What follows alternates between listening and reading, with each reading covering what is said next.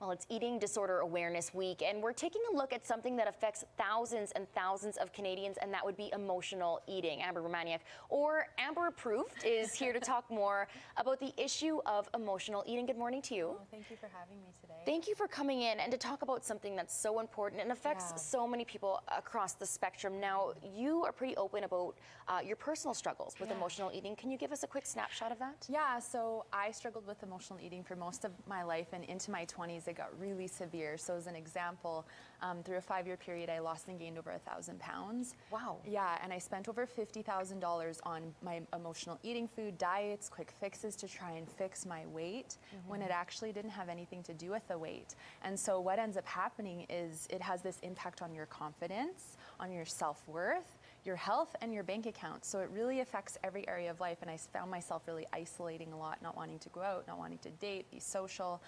And so it really inspired me as I was struggling with this to want something different and to want freedom.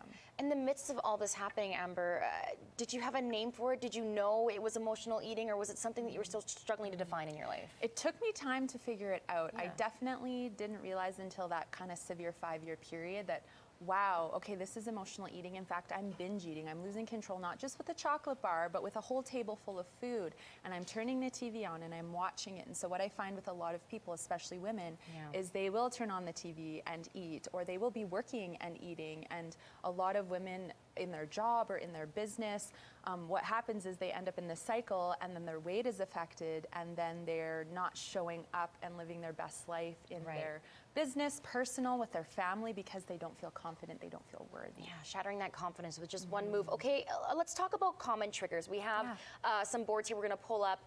Walk me through these, because these are kind of warning signs, or sorry, triggers that can lead you to emotional eating. Yeah, and a lot of people I find are struggling with restrictive diets, and that triggers emotional eating because you're in this all or nothing mentality, which is also a trigger, and you're thinking, okay, I have to be perfect on this diet, you have to cut out all these foods, and then I'll lose the weight. But what happens is you are not allowing yourself to eat a variety of foods, and then if you eat one small thing off that list, it's like blown. I'm gonna just give up, and then we go into the emotional eating, and then that stresses us out, and the stress fuels emotional eating. I want to eat different foods when I'm stressed. I want to watch TV. I want to avoid feeling. I want to numb out. And that's where overbooking your schedule really is like a domino effect to the stress and the restrictive diets, because if we're too busy, we're not taking the time to check in with ourselves. We're not taking the time to see what we actually need, what our bodies need, what we need from an emotional standpoint. And one thing people don't talk about is the physical imbalances. Yes. So here are some things that might trigger some eating. Yeah, exactly. So what I observed in myself and what I observe in a lot of my clients is it's not just emotional. Right. It's physical things. So if you're having poor sleep, low energy is a big one, right? So people who are fatigued, this has a huge impact on your appetite levels, your cravings, and your blood sugar. And oftentimes when we're tired, we're just making more mindless decisions, especially with food. It's like, oh, I just don't care. I'm going to go through the drive-thru. I just don't care. Oh, wow, I ate that whole bag of chips.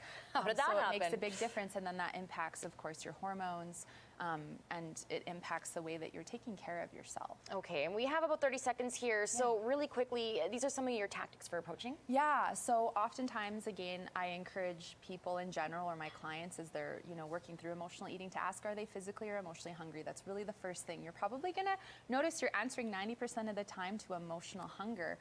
Taking care of your body is so important. So getting enough sleep, hydrating, nourishing your body with lots of options of whole foods. Stop the restrictive diets. Focus on your health.